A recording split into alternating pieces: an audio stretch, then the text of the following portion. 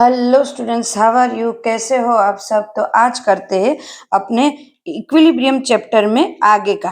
तो आज का टॉपिक हमारा क्या है? आज हम क्या लेने वाले हैं इक्विलिब्रियम में? तो हमारा है आज इक्विलिब्रियम कांस्टेंट। इक्विलिब्रियम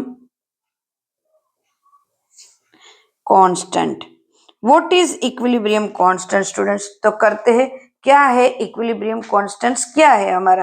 तो जैसे कि हमने इक्विलिब्रियम देखा कि जिसके अंदर प्रोडक्ट और जैसे कि मेरा रिएक्टेंट ए प्लस बी है, रिएक्टेंट ए और प्लस बी है, और उनमें से प्रोडक्ट मुझे सी प्लस डी मिल रहा है।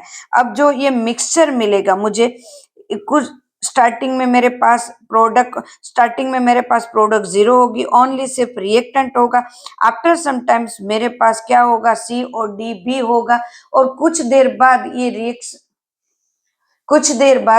रिएक्शन है वो धीरे धीरे बाहर से ऐसी लगेगी कि जैसे कि रिएक्शन स्टॉप हो चुके, बल्कि ये रिएक्शन स्टॉप नहीं हुई है।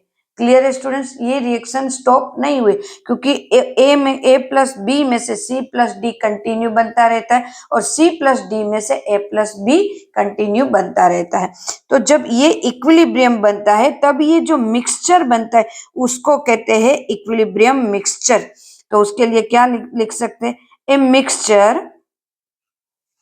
ऑफ रिएक्टेंट एंड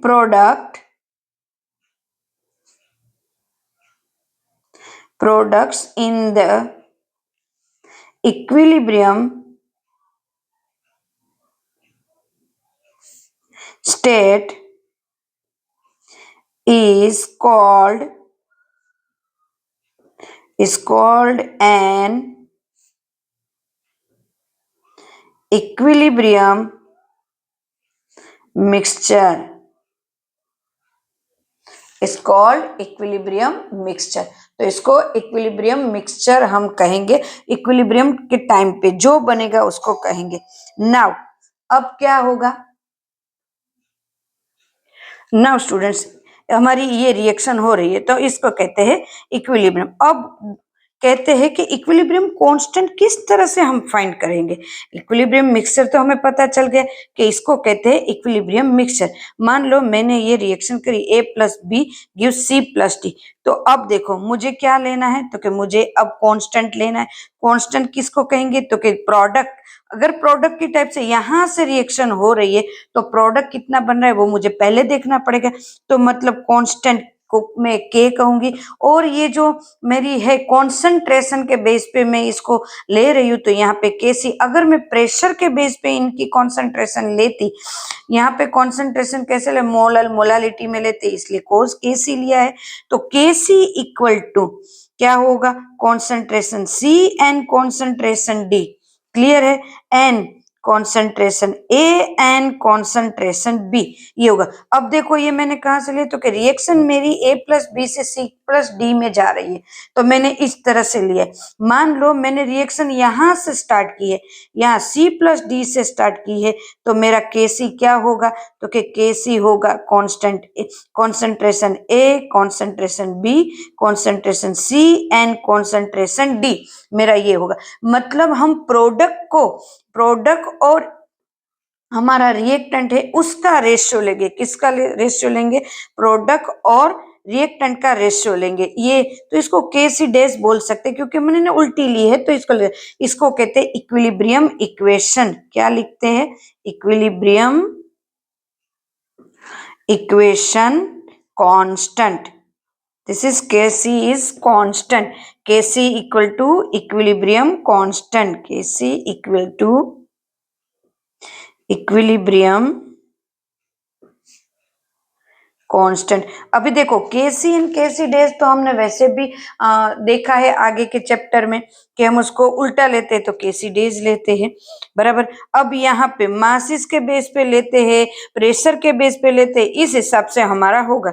अब देखो एक और एग्जांपल लेते हैं, जैसे कि मैं एक और एग्जांपल लेती हूँ, H2 प्लस I2, दोनों गैस फॉर्म में है। यस, तो अब क्या होगा? 2HI मेरा बन रहा है गिव्स। तो मेरा अब यहाँ पे ये 1 मोल है, ये 1 मोल है और ये 2 मोल बन रहा है। तो मेरा Kc किस तरह से होगा? Kc में क्या लिख सकती हूँ? Kc इक्वल टू, तो मेरा HI। अब देखो यहाँ पे मुझे अगर कांस्टेंट फाइंड करना है तो मुझे जो मोलल है, या तो मैंने कितने मोल्स मुझे मिल रहे हैं उसको मैं उसके पावर में ले सकती हूँ। 2n H2 concentrate NI2। एकदम से क्लियर कि हम इक्वेशन Kc किस तरह से लिख सकते हैं? Kc equal to HI²। तो मैंने यहाँ पे जो भी मेरा स्टोइकियोमेट्रिक था कैलकुलेशन, मतलब 2 मोल था, तो 2 मोल को मैंने यहाँ पे क्या लिया? पावर में लिया। तो इस तरह से हम किसी भी रिएक्शन, कोई भी रिएक्शन है उनका इस तरह से कांस्टेंट लिख सकते हैं। जैसे एक और एग्जांपल ले लेते हैं स्टूडेंट्स, उसके बेस पे आगे बढ़ते हैं। जैसे कि मैं यहाँ पे एक ले रही हूँ, A plus B give C and D। तो मेरा यहाँ पे Kc क्या होगा? Kc equal to concentration C, concentration D, concentration A and concentration B। अब C के C मोल है, ये this is C mole. D के D मोल है तो पावर में D। A के A मोल है, पावर में A। B के B मोल है तो पावर में B।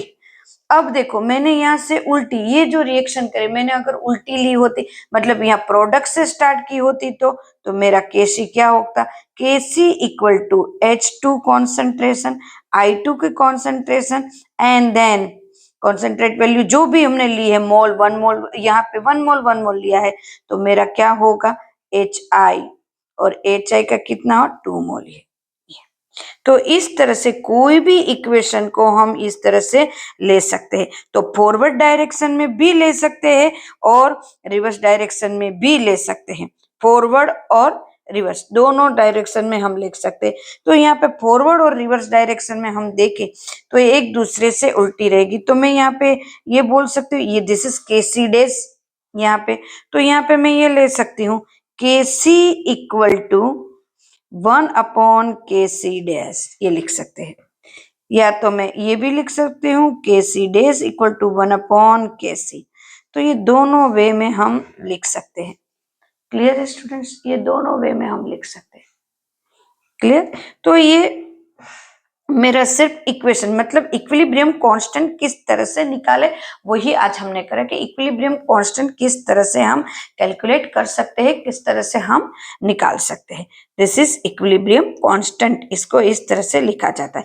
नेक्स्ट लेक्चर में हमारा होगा इक्विलिब्रियम के आगे का कोई पॉइंट, बराबर जो पॉइंट हमारे आएगा वही हम पॉइंट लेंगे। हम टेक्स्ट बुक के अकॉर्डिंग जा रहे हैं, जिस तरह से टेक्स्ट बुक में दिया है उसी तरह से हम कर रहे हैं। हम एनसीईआरटी को फॉलो करके आगे जा रहे हैं स्टूडेंट्स। तो एनसीईआरटी में 1 बाय 1 टॉपिक जैसे जैसे आता जाता है हम आगे आगे कर रहे हैं स्टूडेंट्स। ओके, तो अब चैनल को लाइक करो, सब्सक्राइब करो, और आपके जो भी डाउट जो भी है आप कमेंट में लिख सकते हो कि मैं किस तरह से वीडियो बनाऊं, किस तरह से आपको समझ में आ रहा है। तो आप यहाँ पे ये मुझे कह सकते हैं, सजेशन दे सकते हैं अपना। तो आज के लिए इतना, तब तक के लिए bye, take care students, bye.